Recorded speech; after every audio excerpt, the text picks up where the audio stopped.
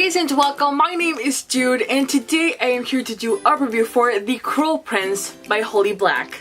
I'd like to start by saying that this is the first book that I've read from Holly Black. I am not familiar with her writing style. I know she writes mostly fantasy, but apart from that, I don't really know much about how she tends to do things, you know? This book was actually gifted to me by Jennifer from Some Like It Paranormal, and I am so grateful for that book, Jennifer. Thank you so much. She gave it to me because the main character is called Jude, and she's a girl, which is something that's always just so nice to find in a book. Now on to the book. So, The Cruel Prince. I am not entirely sure I liked it. It's really weird because I thought the story was so interesting and complex, but I didn't love the writing style, which is why I noted that I've never read anything from Holly Black before. Therefore, I am not sure if this is how all of her books are or what is happening. The thing is that as an overall sense of the novel, I could never quite grasp the world that Jude lived in, which was fairyland, fairy something. I don't remember, honestly. And it's also worth mentioning that I am not the biggest fan of fairy novels. When we talk about fairies, it's always just kind of tough for me to take it seriously. Like, I can't help but think of Tinkerbell, you know? And I totally know that there's super badass books out there that deal with fairies, but it's always been a private struggle of mine, and with The Cruel Prince, it wasn't the exception. But apart from that, I just couldn't picture the world, and it was so weird. And this has nothing to do with imagination. I've read many novels in which it is no issue for me to just see the world. I can see it clearly, beautifully in my head. With Sarah J Maas's novels, for example, they deal with fairy stuff and magic, and the whole world is crystal clear to me, and I love exploring it. But with The Cruel Prince, I couldn't. I swear to God, it just seemed like blank in my head.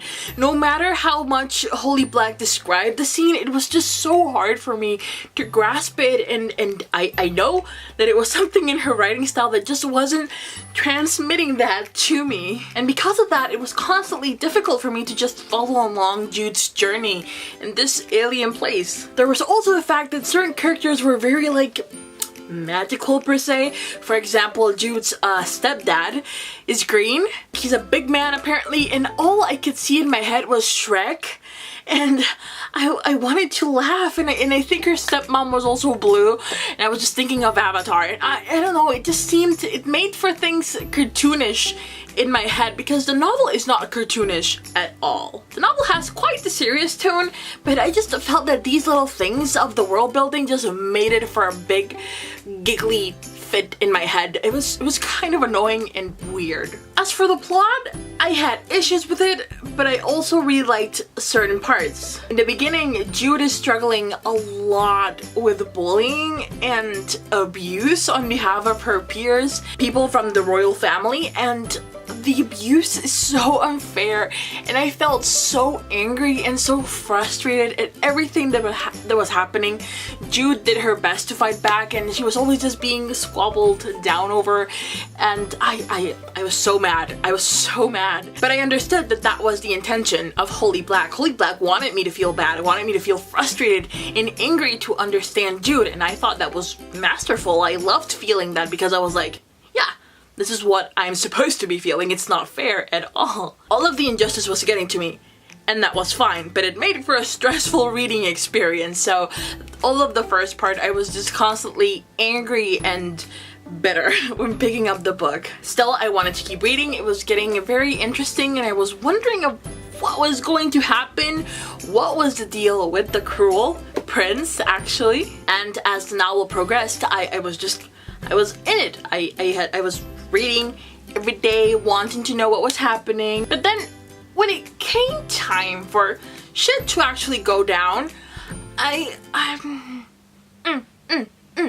things went out so smoothly for Jude. And yeah, if you've read the book, you will know that nothing that happened was actually easy at all, but she had to negotiate things, no spoilers, but she had to deal with a lot of things and a lot of political things, and everything was so simple. She'd had to negotiate with someone from royalty and to just go in, negotiate, and be done with it. And I was like, that would never be that easy. And considering the beginning and how well it was done, I just felt like Holy Black got lazy at the end, and she was like, you know what, fuck it, let's just get into the ending. Let's just get this going. And she flew through parts that I thought would have been so interesting to actually watch unfold. Which I got that, you know, I got lazy storytelling on behalf of the author. And I know Holy Black has a lot of fans, and I don't want them to come at me, but I didn't enjoy the writing. I didn't enjoy it. I said it. I didn't enjoy the writing. I enjoyed Jude as a character, however. I thought she was very cool and admirable, and I respected her a lot. Even though I didn't agree with most of her choices, I respected her for them. And in all honesty, I think she was the only character that I liked. So did I like this book? I kinda did, but I kinda didn't. There were many flaws with it that really inhibited my ability to just enjoy it. I don't think I'll continue on with the series.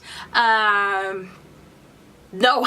Overall, I gave this book 3 out of 5 stars, and I'd say borrow. Though it does have excellent ratings on Goodreads, and if you are a fan of Holy Black, I'm guessing this is very much along the lines of what a Holy Black book should be, so therefore you might enjoy it. If you're familiar with her work and you enjoyed it, I'm sure you will love this one as well. If you're like me and you've never read anything from her, maybe skip on to something else, try something else, or just see if you like this one with like a blurb, a sample, or borrowing it.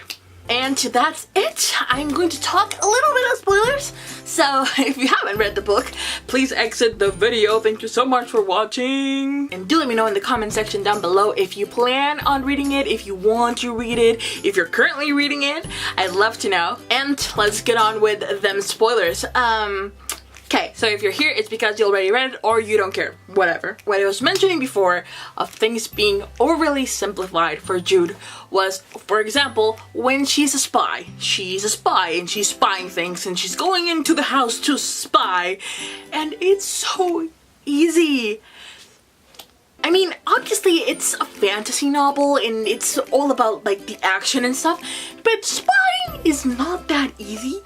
And yeah, it's fiction, I know that, but at least make it a lot more tense. Like, I never felt that she was ever in any amount of actual danger, that there was ever a threat to her.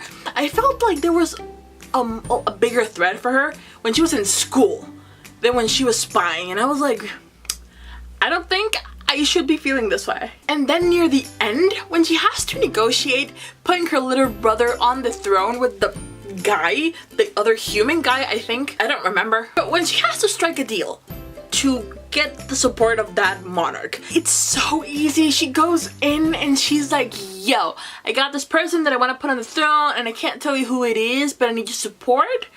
Would you do it? Yeah, sure, why not? Just owe me a favor. Pay me back later. Yeah. No.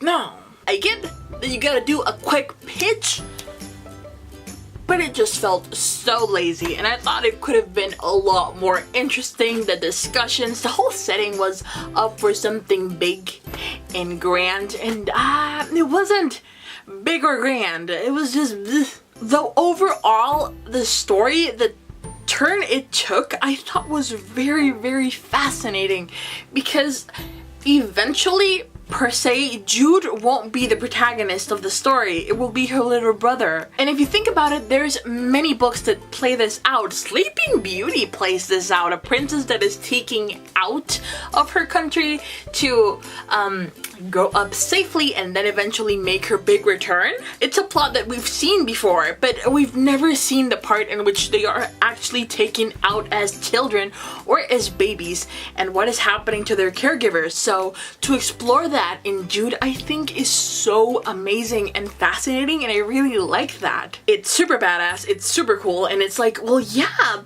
a lot of shit had to go down in order to get these baby princes and princesses to safety and eventually back on the throne, you know? But you never see that. You just hear like, oh, we had to protect you, so we took you away. The thing is that the execution wasn't as I would have liked. So I stand by my thoughts. I think it's a novel that you should borrow, and I don't think I will be continuing on with this series, though I enjoyed many things, many parts of The Cruel Prince.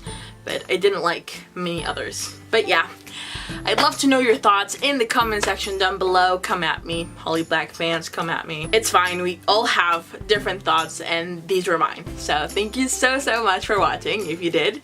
And I will see you guys in the next video. Bye!